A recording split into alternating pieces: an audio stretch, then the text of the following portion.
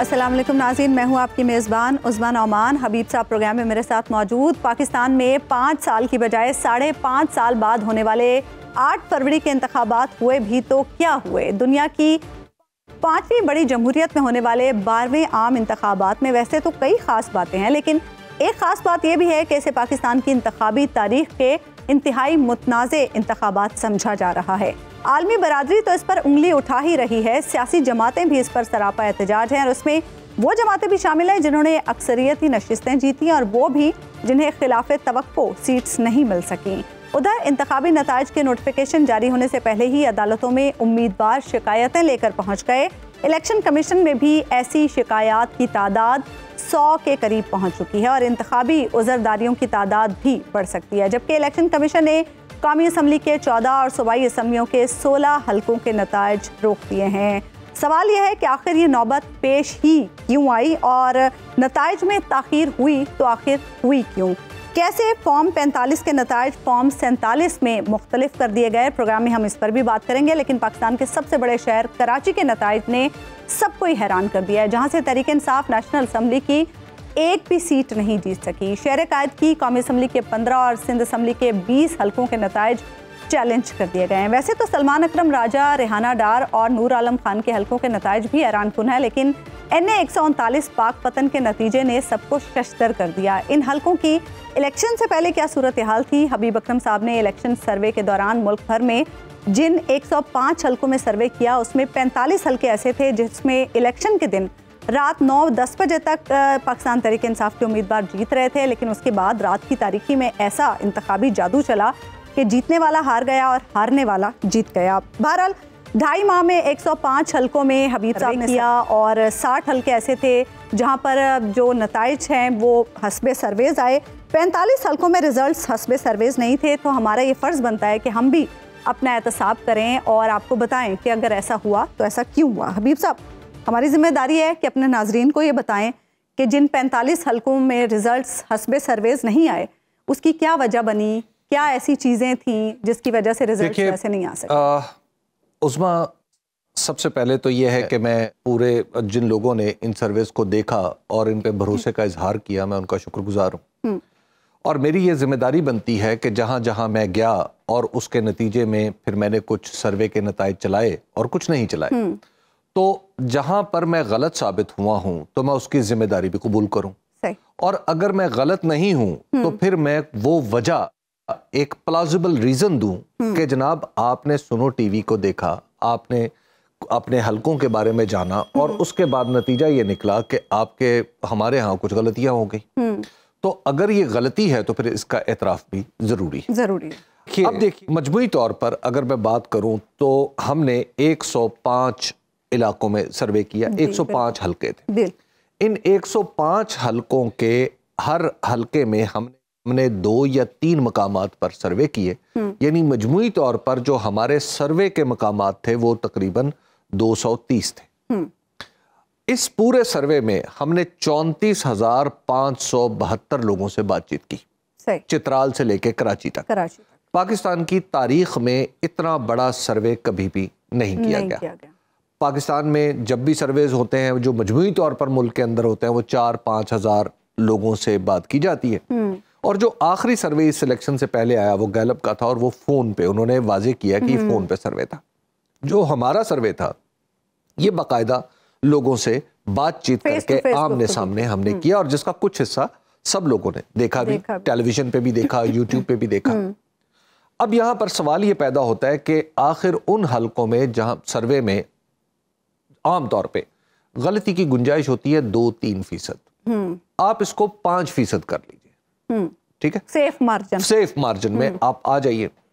या तो किसी उम्मीदवार को 2-4% जहां पे फर्क है तो इसका मतलब यह है कि आप अगर एरर मार्जिन दें तो वो सीट इधर भी जा सकती है, इधर भी जा सकती है, हाँ। ठीक है। अच्छा, अब यहां पर फिर क्या सारे हलकों में यही 2-3% का मार्जिन था, उसे एरर मार्जिन दे देना चाहिए?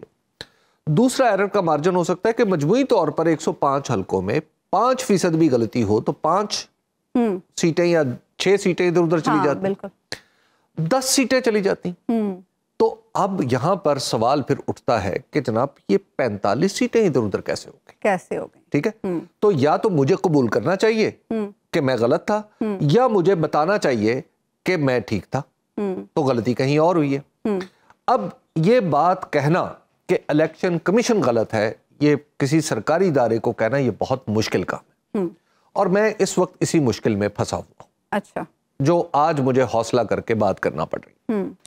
सवाल ये है कि हमने जब सर्वेस किए तो हमारे ख्याल में कराची के सर्वेस का नतीजा हमने नहीं दिया था, लेकिन हमने जो एक्यूमुलेटिव अपनी असेसमेंट बनाई थी उसमें कराची की नशिस्तों को हमने पाकिस्तान तहरीक इंसाफ के हिस्से में समझा था, क्योंकि हमने वहां पे 7 हलकों में सर्वे किए और 7 हलकों में हमारी अंडरस्टैंडिंग थी कि वहां पर पाकिस्तान तहरीक इंसाफ है। और उसके अलावा फिर जब आप एक शहर में 7 हलकों में तो बाकायदा आप सर्वे कर रहे हैं और फिर बाकी जगहों पे भी आप जा रहे हैं, आप शहर में घूम रहे हैं, 3 दिन हम रहे, और कराची तो इट्स लाइक मेरा तो घर है, होम टाउन है। अच्छा, अब कराची में सबसे बड़े, हम शुरू कर लेते हैं कराची से। अब कराची में क्या हुआ? कराची में जो कुछ हुआ उसका एक इजहार जनाब हमारे जो हाफिज नईमुर रहमान साहब हैं उन्होंने किया। मेरी दरखास्त है कि उन्होंने आज क्या कहा इस इलेक्शन के बारे में, हालांकि वो सीट जीते हुए थे, वो जरा सुनाएं। पहले सुनवाते हैं अपने नाज़रीन को, फिर बात। मैं इस सीट को अवेल नहीं करूंगा। मैंने कौम से वादा किया था, मेरी जमात ने वादा किया था कि हम एक वोट भी इजाफी नहीं चाहते, और मेरी ये सीट, ये इलेक्शन कमीशन के मुंह पर एक तमाचा भी है। हमें नहीं चाहिए खैरात की ये सीट, हमें हमारा हक दो, जो जीते उनको जिताओ, और हमें नाजायज तरीके से अगर कोई हमें लॉलीपॉप देके जिताना चाहेगा तो हम वो कबूल नहीं करेंगे। अवाम का जो हक राय दही है उसको इलेक्शन कमीशन ने जानबूझकर या अपनी बदइंतजामी और नाअहली से उससे अवाम को महरूम किया। ये है कराची का इलेक्शन। और कराची के इलेक्शन में मैं आपको बता दूं कि मेरी अब तक की मालूमात जो है वो कराची के 14 हलके जो हैं वो 14 हलकों के नताइज जो हैं वो चैलेंज किए जा चुके, और इन सब का दावा है कि फॉर्म 45 जो थे, जितने भी फॉर्म 45 थे, और फॉर्म 45 एक आदमी के पास नहीं होता। अगर एक हलके में आप और मैं उम्मीदवार हैं तो आप जीत गई हैं, आपके मुकाबले में मैं हार गया हूं, तो मेरे पास भी फॉर्म 45 वही होगा जो आपके पास होगा। तो क्योंकि प्रिजाइडिंग अफसर जो फॉर्म 45 बनाता है वो कार्बन कॉपी बनाता है, और कई कॉपियां बनती हैं, और उसकी कई कॉपियां बनती हैं। पोलिंग स्टेशन के बाहर भी तो लगाया जाता है जी, इलेक्शन पोलिंग स्टेशन के बाहर भी लगाया जाता है, लोग भी देखते हैं। आप जीत गई हैं, आपके पोलिंग स्टेशन ने आपको जो फॉर्म 45 दिया आपके एजेंटों को, वो सारे इकट्ठे हुए, आप जीत गई, और आरओएस के बाद ये फॉर्म बाद में जाता है। ये बात ठीक हो गई। उसके बाद मेरे पास भी तो, मैं हारा हुआ हूं, मेरे पास भी तो है ना। आपका फॉर्म 45 आपको जिता रहा है, लेकिन मेरा फॉर्म 45 जो मुझे हरा रहा है, मैं अचानक जीत जाता हूं। ये क्या हुआ? और आप देखिए कि इसी का मुजाहरा करते हुए आज हाफिज नईम साहब ने ये बात कही कि जनाब मैं तो ये सीट कबूल नहीं करता। उसके बाद साउथ पंजाब में मेरी अंडरस्टैंडिंग ये थी, साउथ पंजाब के बहुत सारे हलकों में हमने किया, वो डिटेल्स आपको बताता रहूंगा इस तरह। साउथ पंजाब के हलकों में हमने काम किया, साउथ पंजाब के हलकों में भी हमारे नताइज उस तरह नहीं आए जिस तरह हमारे सर्वे थे। लेकिन साउथ पंजाब में जो नतीजे आए उनमें एक शख्स हाफिज नईमुर रहमान जैसा, वो है जावेद अख्तर लुंड साहब। वो क्या फरमा, असल बड़े सियासतदान तो ये लोग हैं हबीब साहब जी, अभी इससे भी बड़े। उसके बाद लाहौर में आ जाए, लाहौर में जो हमने सर्वे किया, लाहौर के नताइज भी हमने टीवी पर नहीं दिखाए, लेकिन लाहौर की जो फील थी वो लोगों ने देखी। बिल्कुल। अच्छा, अब लाहौर में जो कुछ हुआ, ठीक है, अभी हम इस पे बात नहीं कर रहे, ठीक है। लाहौर में जो कुछ हुआ, NA 117 के उम्मीदवार हैं, जमात इस्लामी से ताल्लुक रखते हैं, उन्होंने क्या फरमाया है वो भी जरा देख लीजिए। मैं जहांगीर अहमद खान NA 117 से जमात इस्लामी की तरफ से मैंने इलेक्शन अल्हम्दुलिल्लाह कंटेस्ट किया, और मेरे साथ सूबाई असम्बली के ऊपर मलक मोहम्मद मजहर ने इलेक्शन कंटेस्ट किया। हमारे पास जितने भी फॉर्म 45 आए उसके मुताबिक यहाँ से कौमी असम्बली के ऊपर अली जाज भुट्टर जो कि 16,000 वोटों की लीड से जीत रहे थे और सूबाई के ऊपर यासिर गिलानी तकरीबन 7,000 की वोटों की लीड से यहाँ से वो विन कर रहे थे। यहाँ पे भी एक ऐसा अमल किया गया और दूसरे उम्मीदवार जो कि भारी लीड से हारे हुए थे उनको यहाँ पे जिता दिया गया। जो भी उम्मीदवार उसका किसी भी पार्टी से ताल्लुक हो, आजाद हो, जो जहाँ से जीता है उसके मैंडेट का एहतराम किया जाए। तो मैं ये जमात इस्लामी के उम्मीदवार की हैसियत से, जमात इस्लामी के नुमाइंदे की हैसियत से इलेक्शन कमीशन और आला हुकाम से मुतालबा करता हूँ कि शाहदरे का जो मैंडेट जिसका है उसको दिया जाए। ये थे जहांगीर साहब। जी हबीब साहब जी, उसके बाद आ जाइए कि फोर्ट अब्बास और हारूनाबाद पे, ये बहावल नगर की एक नशिस्त है। इस नशिस्त का भी हमने सर्वे किया और आपको बताऊं कि इस सर्वे करने में हमें पूरे, ये शायद सबसे ज्यादा तवील हमें सर्वे करना पड़ा। उसकी वजह एक तो बड़ा दूर दराज इलाका है और बिल्कुल बॉर्डर के करीब चला जाता है, हारूनाबाद भी और फोर्ट अब्बास भी। यहाँ से जो ऐलान हुआ है उसमें जनाब चौधरी एजाजुल हक साहब जो हैं वो अपनी पार्टी के निशान हेलीकॉप्टर पे वो इलेक्शन जीत गए हैं। हमने ये सर्वे चलाया था, ये बहावल नगर की सीट है।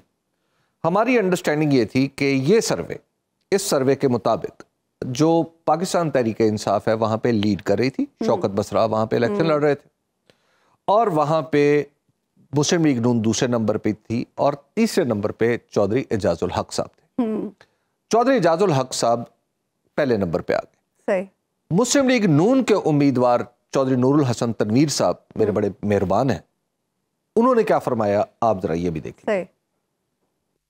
मेरे ये बात इल्म में लाई गई है कि इस वक्त राइट नाउ जो RO-NA 163 है फोर्ट अब्बास के हाई स्कूल में वो तमाम वोट निकाल के डब्बे खोल के बैठे हुए हैं और वो रद्दो बदल कर रहे हैं। उसमें जो उन्होंने NA 163 का जो रिजल्ट दिया है उसमें चेंज कर रहे हैं ताकि उसके मुताबिक वोट किए जाए और तीसरे नंबर पे आने वाले बंदे को पहले नंबर पे इन्होंने अनाउंस किया है। असल में मुकाबला जो है वो शौकत बसरा और मेरे दरमियान है। जो वोट जो अवाम ने फैसला दिया है उसके मुताबिक रिजल्ट को अनाउंस किया जाए। उसमें शौकत बसरा अगर जीतता है तो मुझे कोई इतराज नहीं, जबकि मेरा क्लेम ये है कि उसमें मुस्लिम लीग नून जीती है और हम जीते हैं इंशाअल्लाह ताला। उसके मुताबिक फैसला जो है वो दिया जाए जो असल है। क्या दिलचस्प सूरत है। आपने ये देखा है, ये सारे ये वो सर्वे है जहां पे मैं गलत हूं, ठीक है। ये तो उसका डॉक्यूमेंट्री एविडेंस आपने देख लिया। उसके बाद आ जाइए फॉर्म 45 पे। फॉर्म 45 पे हम सब ने देखा कि पाकिस्तान की तारीख में ये पता नहीं कितनी दफा हुआ है कि इलेक्शन की शफाफियत के ऊपर जो form 45 presiding officer polling station से जारी करता है उसके मुताबिक हम रिजल्ट सुना रहे थे, हम रुक गए।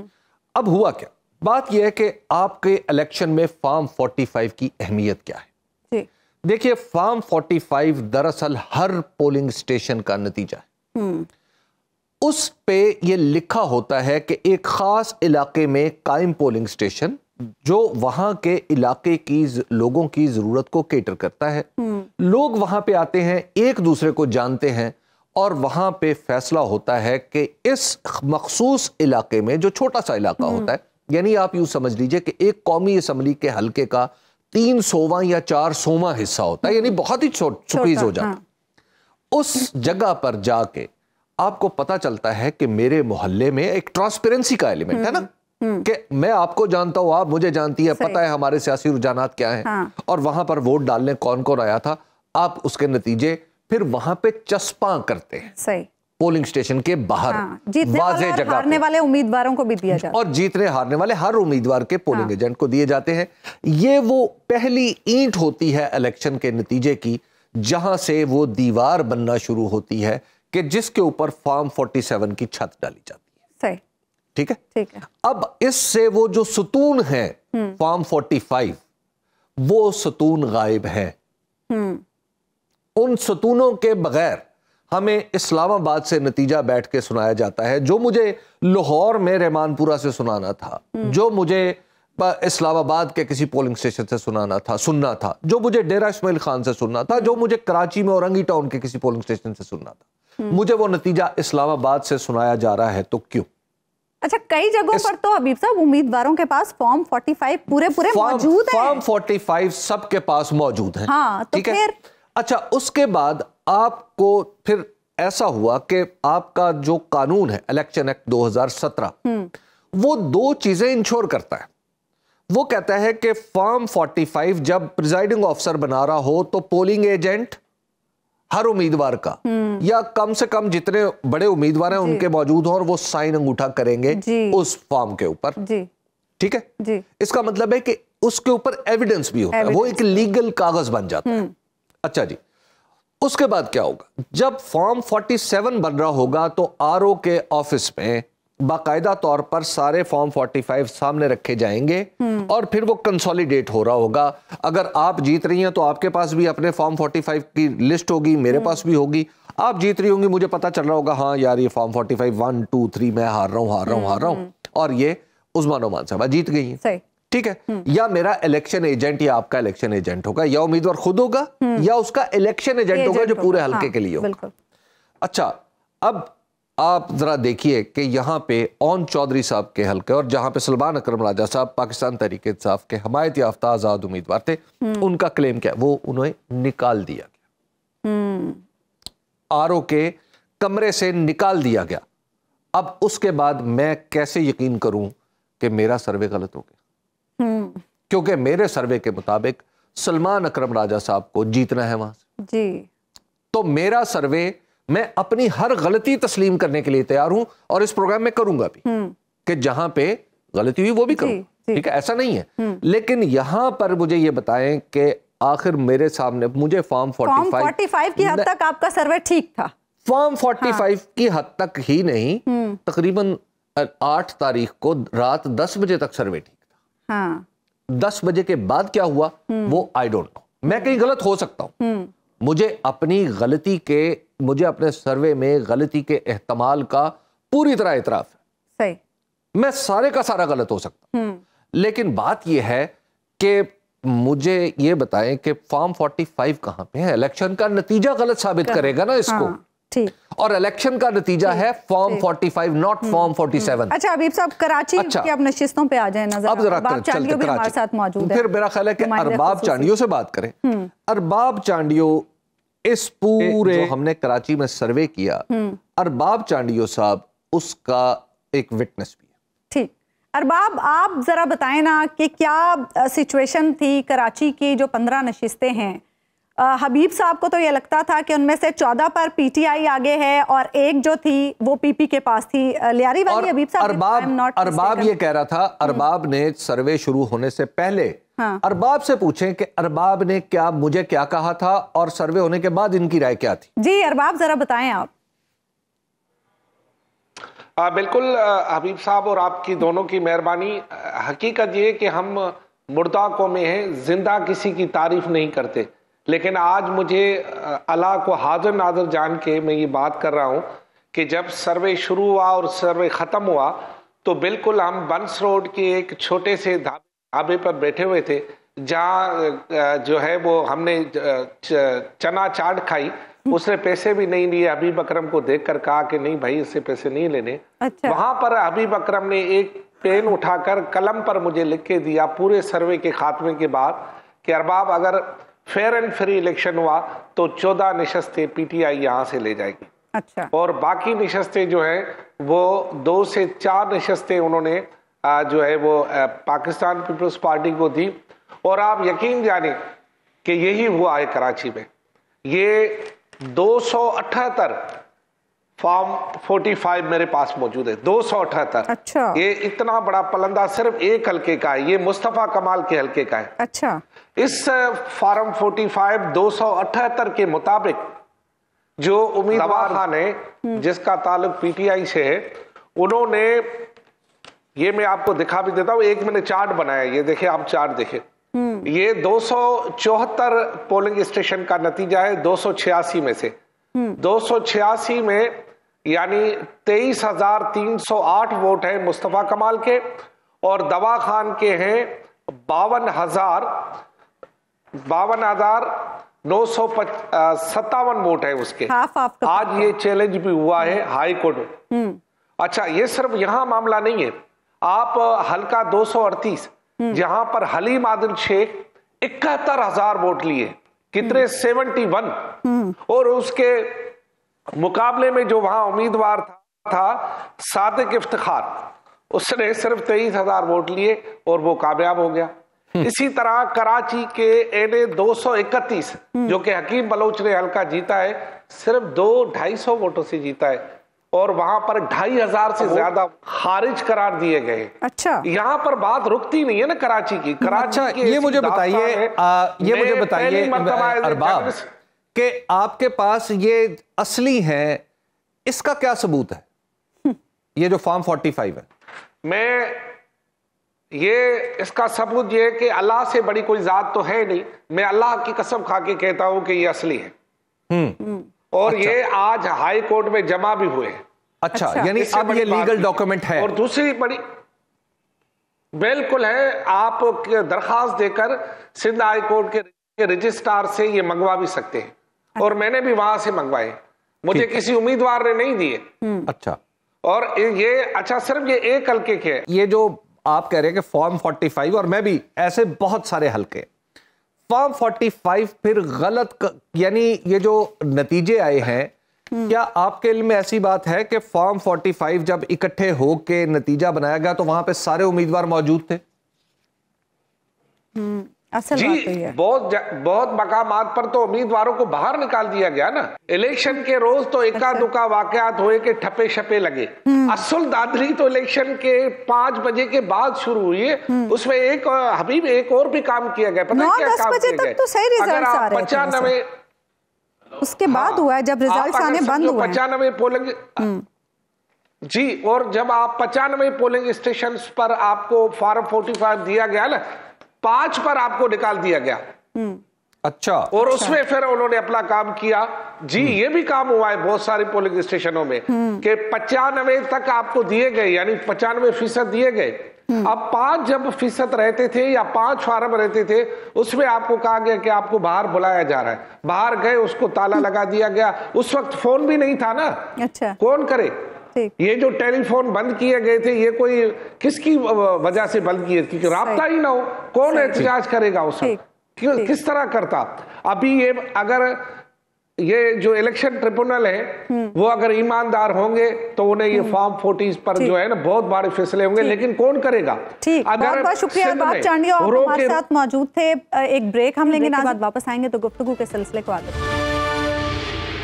वेलकम बैक नाज़रीन, हम बात करें इंतखाबात के हवाले से। इंतखाबी नताइज के बाद इस वक्त जो सूरत हाल है उस पर हम गुफ्तगू कर रहे हैं, और ख़ासतौर पर सर्वेज़ के हवाले से खुद एहतसाबी का जो सिलसिला हबीब साहब ने शुरू किया। हबीब साहब, अब खुद एहतसाबी में कौन सा हल्का आ रहा है? अब मैं अगला हल्का बात करना चाहता हूँ। NA 139 पाकपतन का ये हल्का है, पाकपतन शहर इसमें आता है। हमने जो सर्वे किया था इसमें उसके मुताबिक इस सर्वे में पाकिस्तान मुस्लिम लीग नून जीत रही थी 44% से। पाकिस्तान तहरीक इंसाफ के चाहने वाले थे 31%। बिल्कुल। नो वोट था 18%, TLP 5% और अदर पार्टीज 2% थी इसमें। ये था हमारा सर्वे जो सुनो टीवी के ऊपर चला भी। ठीक है, अब यहां पर नतीजा ये है, भी हमने अपने नाज़रीन को दिखाया, यहां पर नतीजा ये है कि यहां पर पाकिस्तान मुस्लिम लीग नून के अहमद रजा मानेका कामयाब करार दिए गए। ठीक है, यानी गोया मुझे इस पे बहुत खुशी होनी चाहिए कि कम से कम ये हल्का भी उन हलकों में है जहां पे एज प्रिडिक्टेड वहां पे वही रिजल्ट आया। ठीक है, अच्छा, ये सर्वे उस वक्त किया गया था जब वहां पे कैंडिडेट अभी पाकिस्तान तहरीक इंसाफ का पता ही नहीं था, मालूम ही नहीं था। ठीक है, और आपको याद होगा उस वक्त हम हर हल्के में ये बताते भी थे कि जहां पे कैंडिडेट नहीं है तो वहां पे बताते थे कि पाकिस्तान तहरीक इंसाफ का कोई कैंडिडेट अभी तक नहीं। बाद में वहां पे कैंडिडेट आ गया। ठीक है, राव उमर हाशिम साहब। अब राव उमर हाशिम साहब का भी एक दावा है, तो उनसे रिक्वेस्ट की थी कि आप भी जरा आज मेरे सर्वे को, लाइन पर मौजूद हैं, मेरे सर्वे को आप भी गलत साबित करें। तो लिहाजा वो कैसे गलत साबित करें? जी राव साहब। जी अस्सलाम वालेकुम, क्या हाल है आपके? मैं ठीक हूँ। राव साहब, आपका दावा है कि मेरा सर्वे गलत था। चलिए जी, मुझे अपनी गलती का आपका सर्वे गलत था और मैं इलेक्शन अल्हम्दुलिल्लाह विन किया है मैंने। 1,26,000 मैंने वोट लिए हैं और जो मेरे अपोनेंट हैं उन्होंने 1 लाख और 11,000 10,000 समथिंग लिए हैं तकरीबन। 15,000 की मेरी लीड है, 14,600। अच्छा, ये बताइए कि आपके पास इस बात का क्या सबूत है कि मैं कैसे मान लूं, चेंज करके अभी फॉर्म 47 में उन्होंने चेंज मैं कैसे मान लूं उमर? हमारे पास रिजल्ट्स हैं सारे। उमर साहब, आप तो रिजल्ट जाली भी बना सकते हैं ना। आप फॉर्म 45 कागज लें, फॉर्म 45 को फोटोशॉप करके बना लें, तो मैं क्या कर सकता हूं? सर, फॉर्म 45 हमारे पास सारे मौजूद हैं। हम इस वक्त हाई कोर्ट में भी अपील में है, हमने आज दाखिल की है, और हम इलेक्शन कमीशन में भी अपील में चले गए हैं। 45 पोलिंग स्टेशन हैं मेरे, जिनके ऊपर उन्होंने फोर्जरी की है, और हमारे पास सारे फॉर्म 45 पूरे कंप्लीट हैं। अच्छा। और उसके मुताबिक उन्होंने तकरीबन 10,000 वोट उनको ऐड किया है और मेरा 10,000 वोट कम किया है। उमर साहब, ये बताइएगा, मेरे आपसे दो सवाल हैं। पहले आप एक तो ये कि मुझे ये बताएं कि कहीं आपने ये फोर्ज तो नहीं किए हुए फॉर्म 45, क्योंकि आपके पास हैं, तो इस बात का क्या सबूत है कि आपके ये जो है फॉर्म ये असली हैं? और दूसरी बात ये बताइए कि क्या ये कंसोलिडेशन जो होती है फॉर्म 45 की फॉर्म 47 के लिए, वो आपकी आंखों के सामने हुई? के सामने नहीं हुई कंसोलिडेशन। और मैं यही बताना चाहता हूं कि फॉर्म 45, पहला सवाल जो आपका है, वो कार्बन कॉपी होता है उस फॉर्म 45 ओरिजिनल की, जो कि इनके पास होता है, प्रिजाइडिंग ऑफिसर्स के पास। ठीक है। हमें कार्बन कॉपीज मिलती है, और सिर्फ हमें ही नहीं मिलती, हमारे अलावा जितने बाकी कैंडिडेट्स के एजेंट्स होते हैं उनको भी मिलती हैं। तो उसमें हैंड राइटिंग और चीजें सारी एक जैसी ही होती हैं, हम फोर्ज कर नहीं सकते उसको, नंबर 1।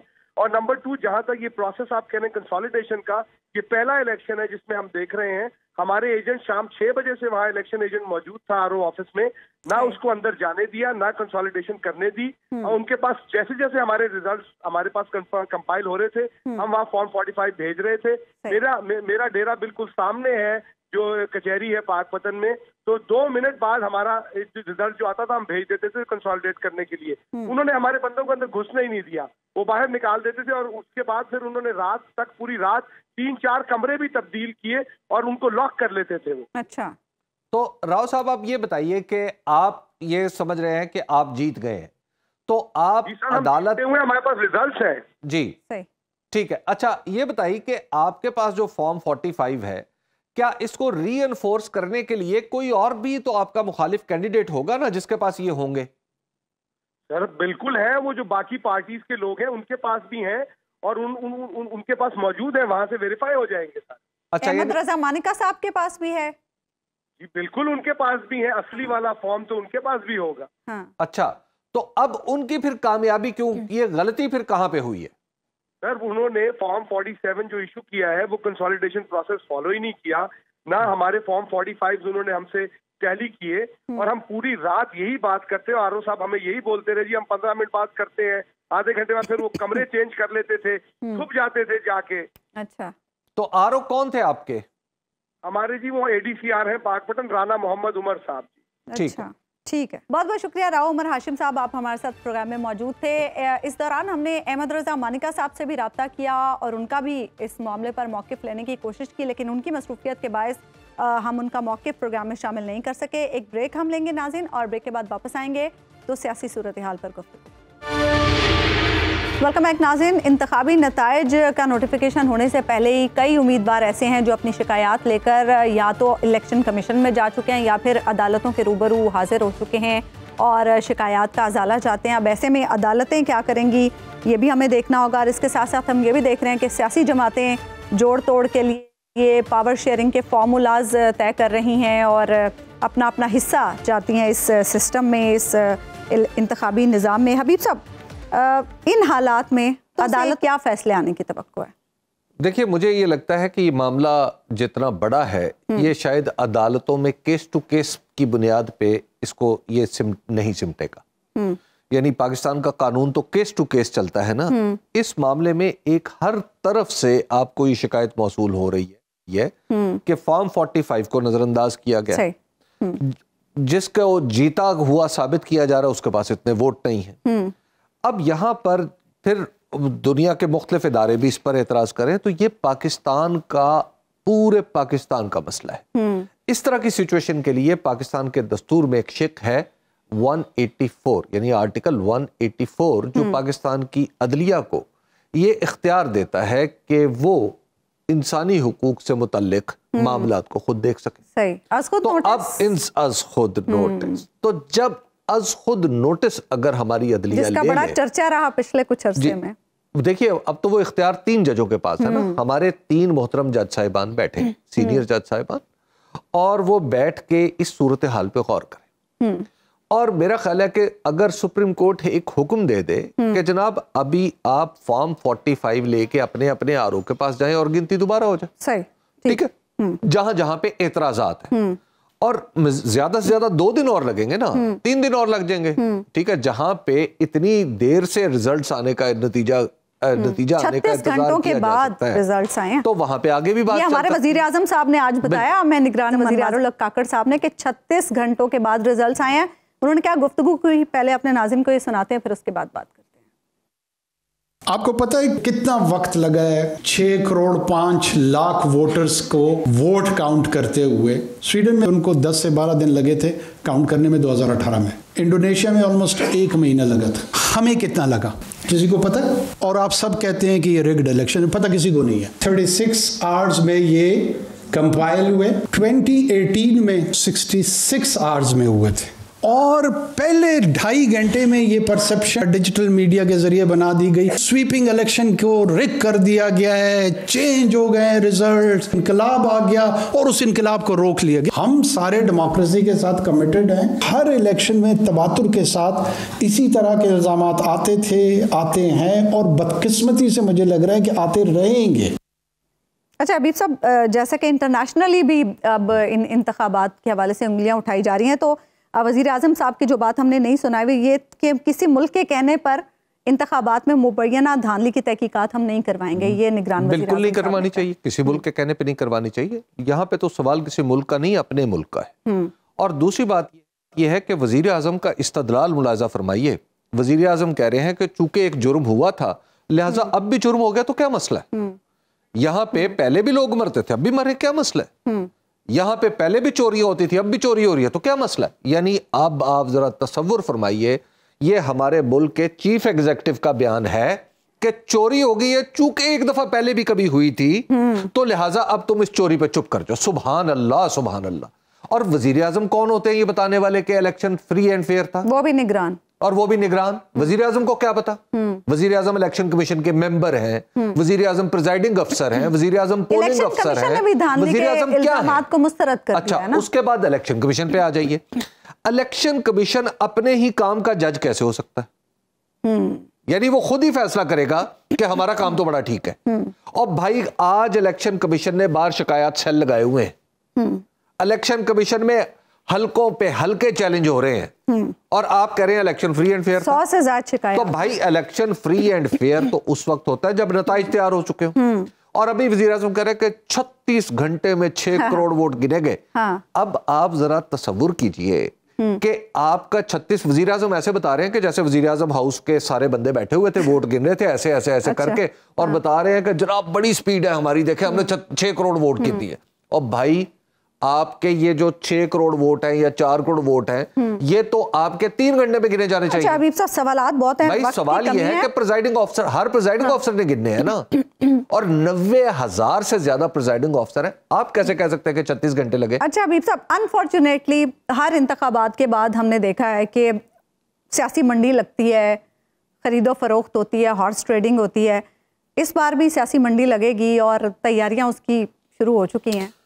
इसके लिए मेरा ख्याल है कि आप अदालत उज़्मा का वो फैसला पढ़ लें जिसमें पाकिस्तान तहरीक इंसाफ से बल्ले का निशान वापस ले लिया गया था। यानी इलेक्शन कमीशन ने लिया था और अदालत उज़्मा ने उसकी तौसीक कर दी थी, उस फैसले इंडोर्स किया था। ठीक है, उसको इंडोर्स कर दिया था। तो अब आप जरा तसव्वुर फरमा लें कि ये क्या हुआ। और उस वक्त सारे लोग, पूरा पाकिस्तान ये कह रहा था कि जनाब ये मामूली सी शिक है, ये ना करें, क्योंकि लोगों को नजर आ रहा था कि क्या होने वाला है।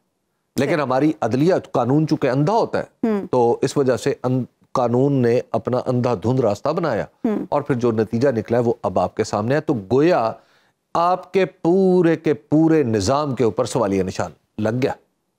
और इसके बाद अब आप बताएं कि पार्लिमानी निजाम की तकदीस जो सुनाते हैं उसके सना खान हैं वो सना खानों को के पास अब क्या दलील रह गई है कि जब ये मंडी लग रही है, और मंडी कौन लगा रहा है, मंडी कौन लगा रहा है, आप उनका भी बताएं ना। पाकिस्तान मुस्लिम लीग नून की मंडी लगी हुई है, पाकिस्तान पीपल्स पार्टी ने मंडी लगाई हुई है।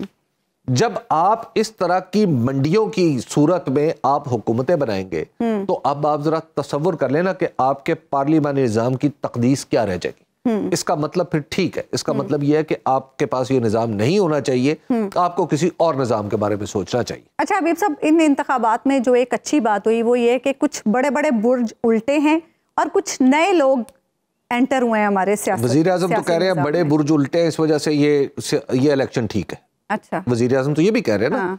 अब आप जरा तसव्वुर फरमाइए कि जनाब राना सनाउल्लाह साहब हार गए, जावेद लतीफ साहब हार गए, साद रफीक साहब हार गए। उन्होंने तो अपनी शिकस्त तस्लीम की है। साद रफीक साहब काबिल तारीफ है इस मामले के, उन्होंने अपनी शिकस्त तस्लीम की और उन्होंने कहा ठीक है मैं हार गया। हाफिज नईमुर रहमान साहब ने जो मिसाल कायम की है वो पाकिस्तान की तारीख में यही जमहूरी रवैया है जो एक सियासतदान का होना चाहिए।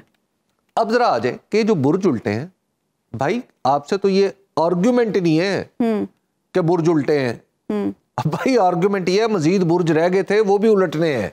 अच्छा जी, आपके इस वक्त जो इलेक्शन है वो पूरे का पूरा क्वेश्चन है। मतलब आप 4 सीटें, इसका मतलब है कि शायद there was a method in madness कि ये 4 बुर्ज उल्टा दो, ठीक है, इन 4 बंदों को हरा दो ताकि इलेक्शन में अपनी मर्जी करने का पूरा मौका मिल जाए। क्या वजीर आजम इस तरह के किसी प्लान का हिस्सा थे जो वजीर आजम ये दलील दे रहे हैं? बड़ी बात कर रहे हैं आप हबीब साहब। ठीक है, देखिए ये वजीर आजम साहब का काम नहीं है कि वो इलेक्शन कमीशन की आके इलेक्शन कमीशन को डिफेंड करने लगे।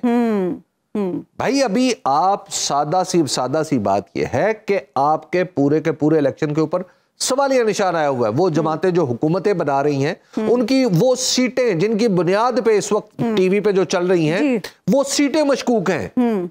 आप कैसे इस गवर्नमेंट की लेजिटिमेसी की बात करेंगे? सही। तो लिहाजा ये बात इतनी सादा नहीं है। ये इस इलेक्शन ने पूरे के पूरे निजाम पे सवालिया निशान डाल दिया। अभी आप ये फैसला नहीं कर सकते। ठीक है, प्रोग्राम का वक्त खत्म हुआ। नाज़रीन, आपसे मुलाकात होगी इंशाल्लाह कल। अल्लाह ने